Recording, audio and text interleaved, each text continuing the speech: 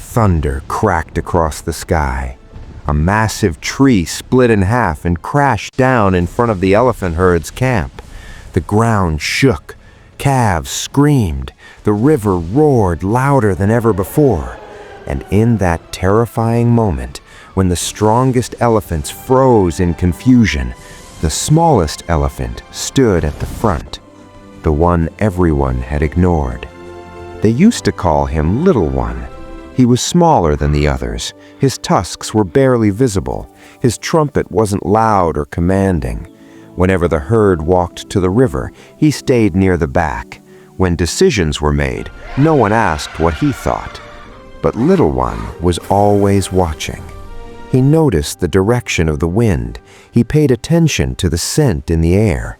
He felt the subtle tremble beneath the soil before anyone else did. One afternoon, he sensed something different. Birds were flying unusually low. The air felt heavy.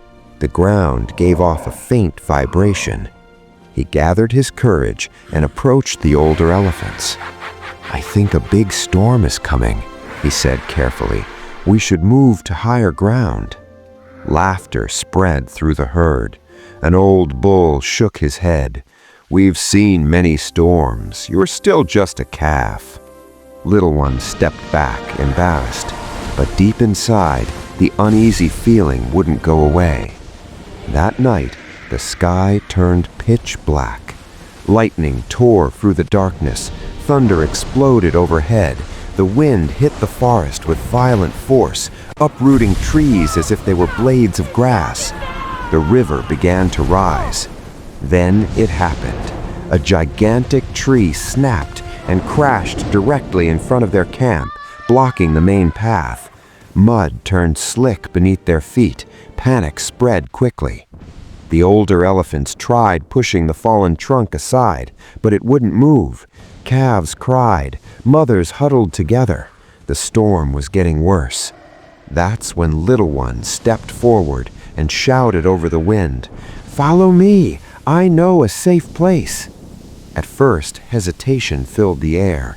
He was the smallest, the least experienced, the one they never listened to. But there was no time left. With no better option, they followed him. Little One led the herd through a narrow trail toward a rocky hill he often visited alone while playing. It was elevated, far above the river's reach. One by one, the elephants climbed up. Below them, the storm raged through the lowlands. The river overflowed, swallowing everything in its path. But the herd was safe. When morning finally arrived, the storm had passed. Sunlight revealed the damage. The entire area where they had camped was flooded. Trees were scattered. The ground was destroyed. If they had stayed, many of them might not have survived. Silence filled the hilltop as the older elephants turned toward Little One. The calf they had dismissed, the voice they had ignored, the smallest among them who had saved them all. The old bull slowly walked over and lowered his head.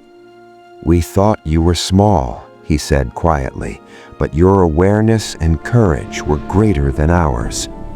Little One felt tears well in his eyes. He had never wanted recognition. He only wanted someone to listen.